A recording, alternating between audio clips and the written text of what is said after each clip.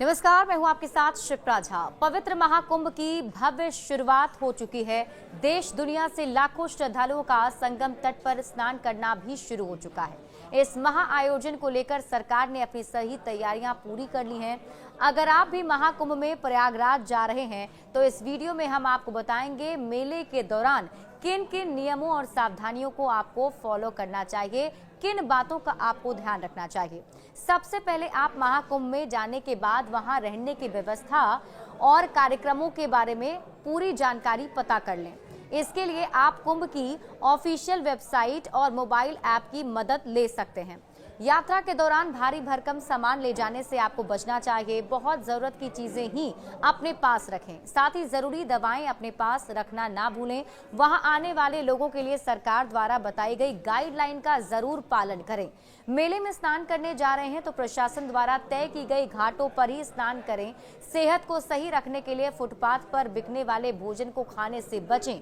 अगर आप पहले से थोड़े भी बीमार हैं तो कोशिश आपकी ये रहनी चाहिए कि आप भीड़ भाड़ वाली जगह पर ना जाएं और साथ ही साथ नदी में स्नान के दौरान साबुन, प्रसाद या दूसरी चीजें नदी में आप ना डालें।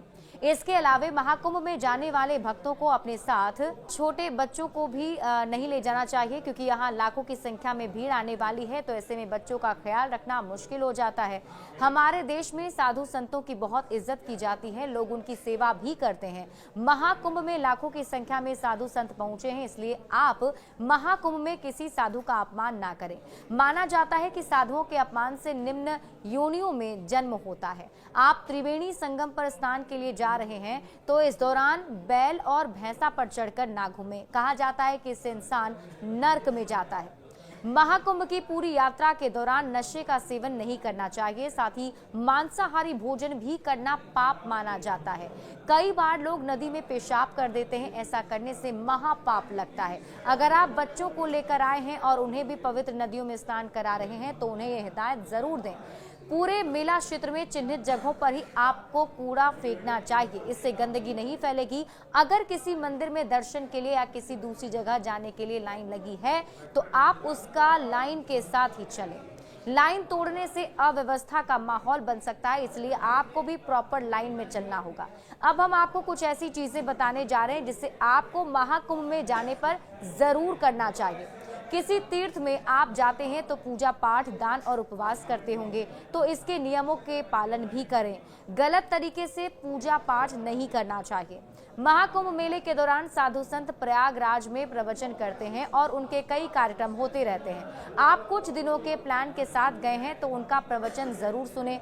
मेले के दौरान आपको सुबह जल्दी ब्रह्म मुहूर्त में उठना चाहिए और सुबह शाम भगवान की पूजा करनी चाहिए। साथ ही शाही स्नान के दिन महाकुंभ पहुंचे और संगम में डुबकी लगाने जा रहे हैं तो ये सुनिश्चित करना चाहिए कि आपके स्नान से पहले साधु संत स्नान कर लिए हों। उनसे पहले स्नान करना पाप माना जाता है। जब आप गंगा में स्नान कर लें तो गरीब और जरूरतमंदों को आप कुछ दान जरूर करें। महाकुंभ के दौरान कल्पवास की बहुत मान्यता है। आप चाहें तो प्रयागराज में इसके नियमों का पालन कर सकते हैं। कल्पवास में पूरे महीने संगम तट पर रहकर ध्यान और पूजा किया जाता है। इस दौरान कठिन तपस्या करनी पड़ती है, इसमें पूरा समय भगवान को समर्पित रहता है। कल्पवास करने से कई गुना अधिक पुण्य मिलता है। अगर संभव हो सके तो आप ये कर सकते हैं। प्रयागराज को तीर्थ स्थानों की महानगरी कहा जाता है और आपको ये भी बता दें कि प्रयागराज में कई प्रसिद्ध मंदिर भी हैं। महाकुंभ में संगम तट पर स्नान के बाद आपको इन मंदिरों पर दर्शन के लिए जरूर जाना चाहिए। यहाँ आप गंगा किनारे स्थित लेटे हुए हनुमान जी का दर्शन कर सकते हैं। वहाँ मौजूद नाग वासुकी मंदिर भी आप जा सकते हैं। प्रयागराज में स्थित प्रसिद्ध पातालपुरी मंदिर भी है, आप जरूर यहाँ भी जाएं। यहाँ तीर्थों के राजा प्रयागराज की मूर्ति भी स्थापित है, तो आप वहाँ भी जाकर दर्शन पूजन कर सकते हैं। इस मंदिर में एक अनंत ज्योति जलती रहती है जो भगवान शनि को समर्पित है। इसके अलावा आपको अलोप शंकरी और अक्षय वट मंदिर भी जाना चाहिए, तो आप इन मंदिरों में जाकर भी पूजा पाठ कर सकते हैं और इन मंदिर में जाकर दर्शन करते हैं तो आपको एक साथ ही संगम नदी में स्नान करने के साथ पुण्य मिलता ही है। साथ ही साथ इन मंदिरों में जाकर आप भगवान का आशीर्वाद भी ले सकते हैं।